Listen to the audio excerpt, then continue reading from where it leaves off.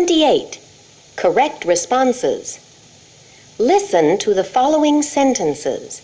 For each one, circle the correct response in your book. Number 1. Would you like to have dinner with me? Number 2. Help yourself to some more sandwiches. Number 3.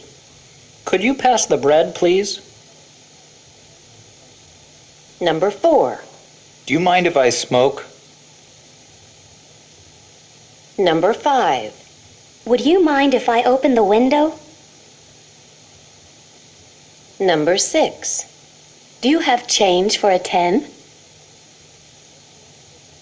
Number 7. Say hello to your family for me. Number 8. See you later. Number 9. It's sure nice of you to go to all this trouble. Number 10. You're standing on my foot. Number 11. I'm sorry I couldn't come to your party last night. Number 12. I'm afraid I'm not feeling very well. Number 13. I can carry the suitcase for you. Number 14. Hello, how are you? Lesson 29. The Hold-Up. Listen to the following story and circle the correct answers in your book. I have 4 small children, 3 girls and 1 boy. I don't go out very much because it's hard for me to find someone to look after them. Anytime I do go out, I have to find a babysitter. It's not easy for me to find a babysitter because we have just moved here. Since we're new in town, I don't know very many people yet. Well, one Friday morning I looked in my purse and found that I had only $2 left. I still had to do that week's grocery shopping. There was nothing else I could do. I had to go to the bank. I hoped that Rachel, my next-door neighbor, could come and babysit for me, but she wasn't home. So, after the children were all dressed, off we went to the bank. After we were all in the car, I tried to relax a little as I drove to the bank. The children were very noisy from the start. They were yelling and crying and picking on each other. By the time we arrived at the bank, I was very angry. The bank was very crowded. I don't think I'd ever seen so many people there at once. I think since it was the end of the month, it was payday for most people. Anyway, the children were still acting up, and I was still pretty angry with them. I turned around to try to keep them quiet and shouted, "Stand against the wall and don't say a word." Everyone in the whole bank stopped talking. They thought it was a hold-up. Lesson 30. Tom and the Diamond Ring.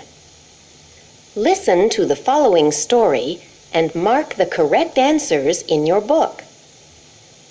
A 48-year-old man named Tom Wallace bought a beautiful diamond ring because he was going to ask his girlfriend to marry him. He went to the office the next morning and left the ring at home by mistake. At lunchtime, the woman who lived in the apartment next door to Tom called him up at the office and told him she had heard noises coming from his apartment. She wanted to know if she should call the police. Tom suddenly remembered the ring, and without answering her, he threw down the phone and rushed out of the office. The elevator wasn't working, so he ran all the way downstairs to the street. He tried to find a cab, but he couldn't, so he ran the 2 miles home. When he came to the apartment building where he lived, he found that the elevator wasn't working there either. So he ran up the 4 flights of stairs to his apartment and then remembered that he had left his keys at the office, but nothing could stop him now. He kicked in the door and rushed into the apartment. Then he ran into the living room and found that the ring was missing from the desk. He looked everywhere for the robber, searching under the bed and in the closets. He was frantic. Then he rushed to the window and saw a man walking out the front door of the building 4 floors below. That's him, he thought, and ran into the kitchen. pushed the refrigerator into the living room, and heaved it out the window onto the man down below. Then, suddenly, poor old Tom had a heart attack. At the gates of heaven, some time later, 3 men stood waiting for St. Peter. To pass the time, they asked each other how they had died.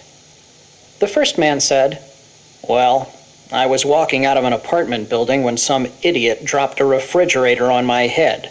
What could I do?" The second one said, "Well, I had to run all the way across town and then had a heart attack from pushing the refrigerator out the window of my apartment." Then the 2 men asked the third man how he died. "Well," he said, "there I was sitting in this refrigerator."